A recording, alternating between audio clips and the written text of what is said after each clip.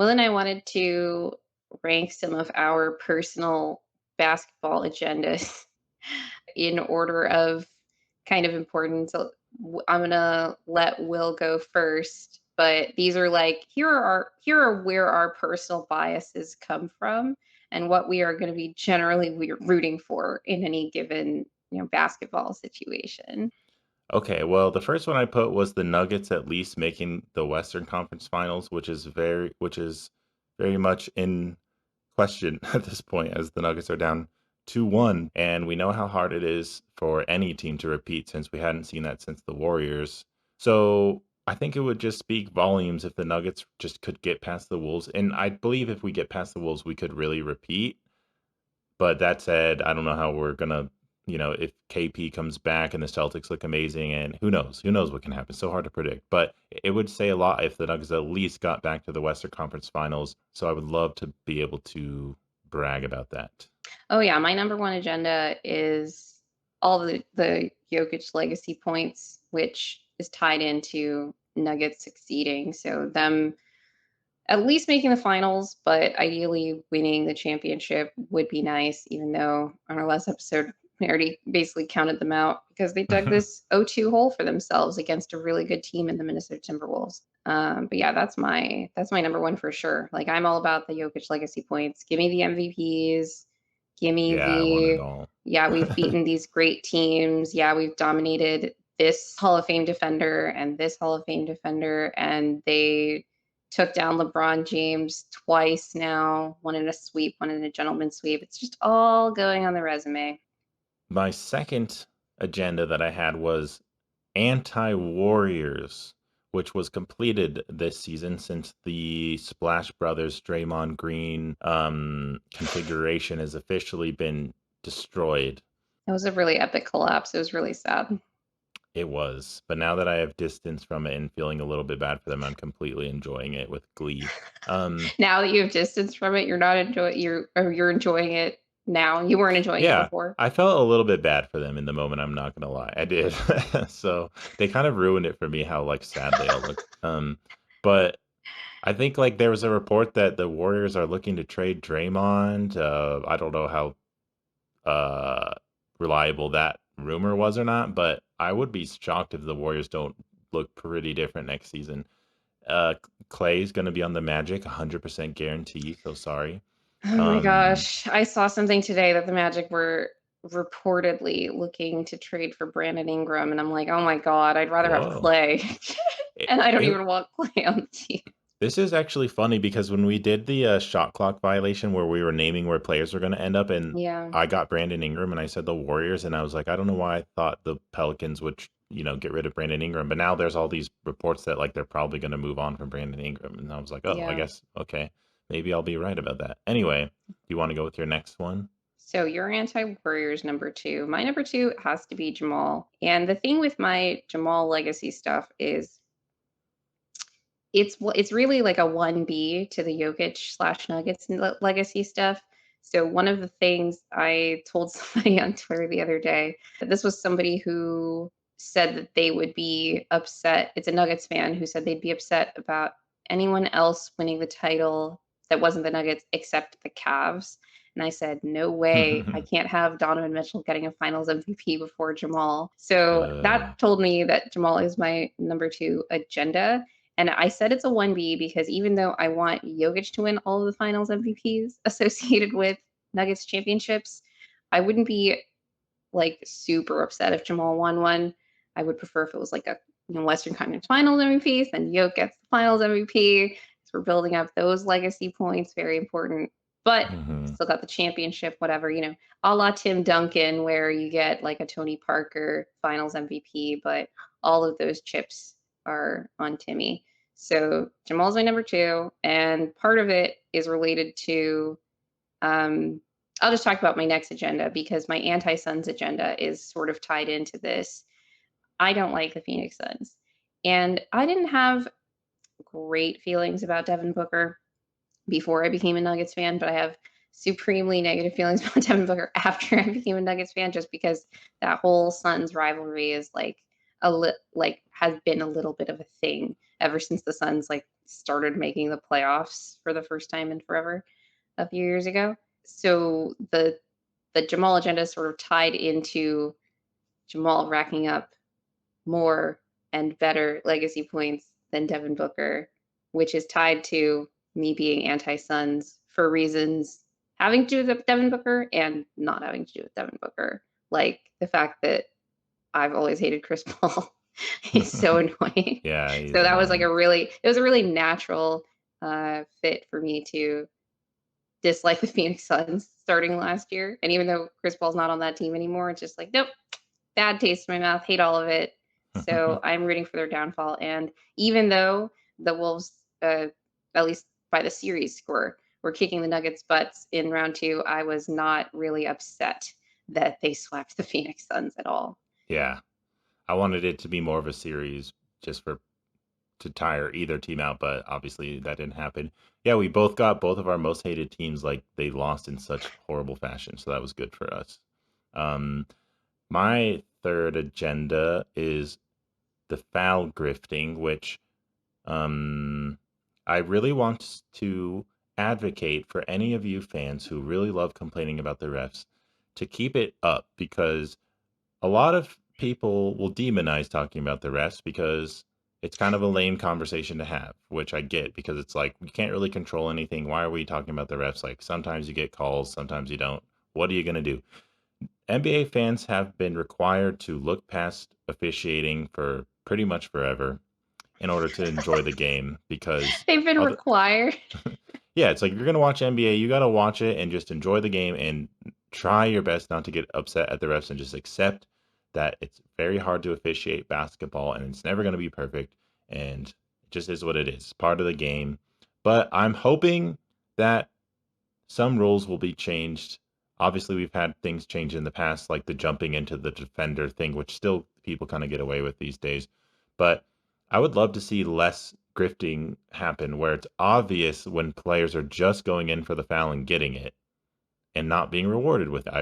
I think it should just be a no call and just say tough. You guys Nope. just You make want a to take a basket. shot that you want to flail your body and take a shot like that? All right, Yeah. you better make it. I don't think it's ever going to Yeah. happen, but I will keep demonizing grifting when I can. Yeah, so you want to go with your speaking of grifting, your next agenda works out perfectly. Oh my gosh, my anti-Sixers agenda? Yeah. That does tie in perfectly. I had no specific feelings about the Philadelphia 76ers before last year. They were not a team that I followed even casually. Um, After watching them against the Boston Celtics, and part of it had to do with sort of, well, now I'm pro Jokic, so I'm going to be anti Embiid, but this will tie into my last agenda, but I had no problem rooting against the Boston Celtics in that series. But as it progressed, it was so clear that Harden and Embiid, and unfortunately now Tyrese Maxey, who even though I still have generally positive feelings about him as a player overall, he's adopting a lot of those same grifting tactics used by Embiid and Harden, and now some like Jason Tatum tries, but he's not as good at it. He uses the same athletic trainer as Embiid and Tyrese Maxey. So they're all trying to do all these grifty moves instead of just playing basketball. I think it distracts them from becoming better basketball players, frankly.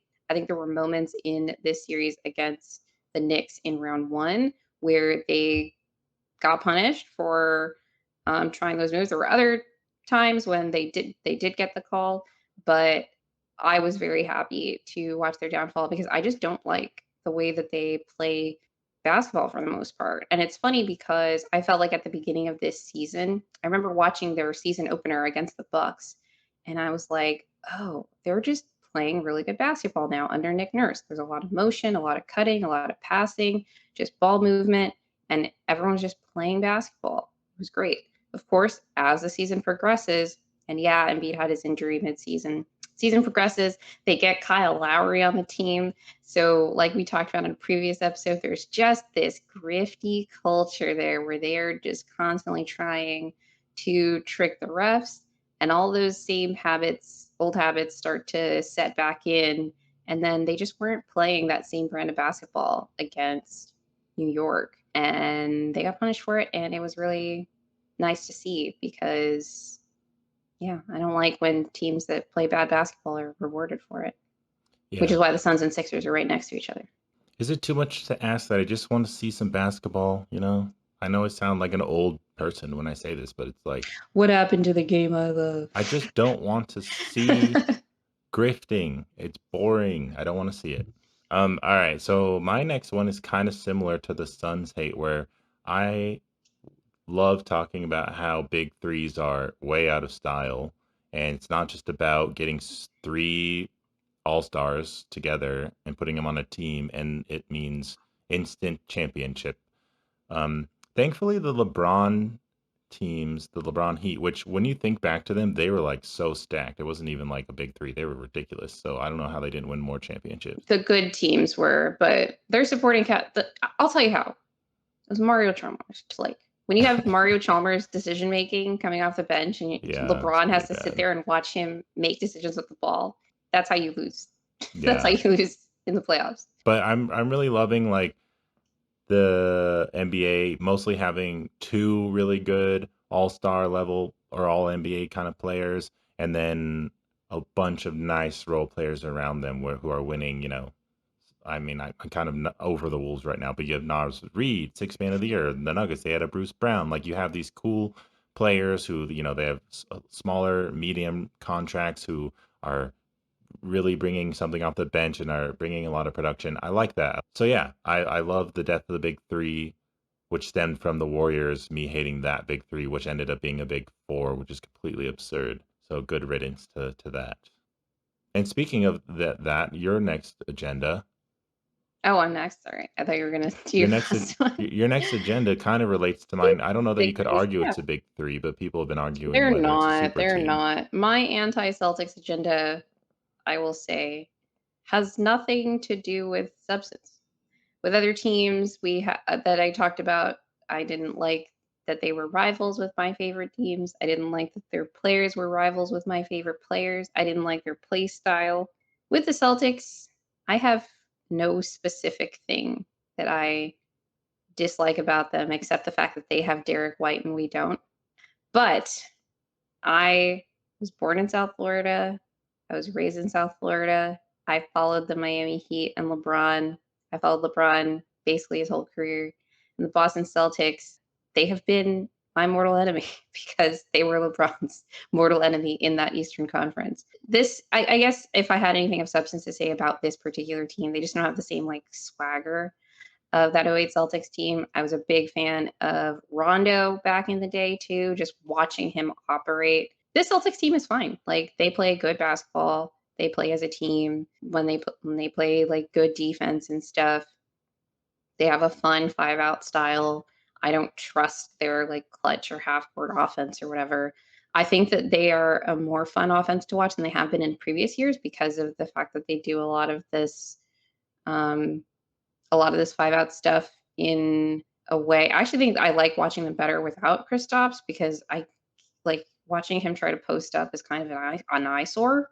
Yeah, everything else about the team is, a-okay. Super athletic, they're fast. Derek White is good. I hate it, but I don't hate watching it unless it's against us. But yeah, they are definitely there. It's one of those things where, well, if you're playing the Celtics and you're not on my agenda list, I'll probably root for you against the Celtics just because, but I don't have any particular animus towards Hmm. Boston. Man, if the Nuggets get eliminated, I will have literally zero teams that I want to win. So Well, I if may, we get eliminated by the Wolves, I will want the Wolves to win because I don't want the Celtics to win, and I want to be able to say that at least we lost to the eventual champions. I guess so. I don't know. There's still a part of me that cannot accept Wolves winning the championship, but I'll deal with that when we get there. I am very close to putting like the Jason Tatum is overrated agenda on my list, but I need him I to like don't even actually know if lose it's like like a thing that you have to talk about anymore though. Like I because think it's a just lot of people are accepted. starting to feel that way. He's had a Hmm. really slumpy like post All-Star break stretch. He's like a good basketball player, but he's just not the guy that they've been trying to like ram down our throats for the last however many years as like this top 5 player. He's just like really good and I think he'd be a killer number 3 somewhere. and like a Oh man. really, really good like Yeah, 2A that's somewhere. true. He could be Uh, like a Michael Porter Jr. for somebody else. yeah, and he does a lot of things well. He's a good spot shooter, great rebounder. He can drive closeouts, all this stuff. He can make good decisions on drives sometimes when he's not the one that the defense is keying in on, but he is on this Celtics team. And it might not matter because they have Derek White. Yeah. So So my last agenda though is there was someone who put out, I forget this person's name, and I'm so sorry, but somebody put out like a little article on their Substack that was about how Jokic is a MVP since the NBA ABA merger that's had the least help, and he counted up like all NBA awards and All Star awards and all these things and totaled them and how many championships these other players have won. And Jokic is still early on in his career, but he's already won a championship and 3 MVPs to this point. So it's kind of interesting looking at his roster and seeing who he's had to play with. Obviously, Denver's a smaller market, so they haven't been getting big name free agents in Jokic's era in Denver, but we've had some cool trades like getting AG and getting Paul Millsap, etc. But I'm not trying to like diss on the Nuggets and the rest of the Nuggets and say, wow, the Nuggets are so bad and Jokic has carried them because I really love the starting five and I love how they highlight the idea of getting players who fit well together versus like just putting a bunch of really good players together who have all NBA awards. I think Jamal and AG and MPJ and KCP can all get all-star awards and all defense awards. So I think they're of that caliber. So that's why a lot of fans roll their eyes when you try and say, like, look at what Jokic has played with. These people don't win the awards. And they say, well, they should win the awards. There's just not enough to go around. But then it's like, okay, well, they didn't win the award. So I think he is like one of the best optimizers ever, though. So maybe that's more my slant is like, look at the ways in which Jokic optimizes everyone around him. So yeah, that's my last piece. I'm fine with it. I am all about twisting facts for personal agendas, which is Yeah. like that kind of stuff goes on my number one Jokic legacy agenda anyway. So I completely understand Ooh. what you mean. Like in the Yeah. same breath, I'll say Jamal is better than your favorite all star, but also say like Jokic has never played with well, he's played with Paul Millsap, but since he started winning MVPs, he's the only MVP who hasn't won Mhm. or played with another all Yes. star. If you've listened to us, we thank you so much. Hopefully, we have good news for you the next time you tune in, no matter what team you support. But please remember to like, subscribe, share, retweet us on Twitter, hit the notification bell, leave reviews, comment if you like. We're always on Twitter. Follow us, come talk to us. We interact with as many people as we can. And remember, winning is fun and losing sucks. Winning is so fun.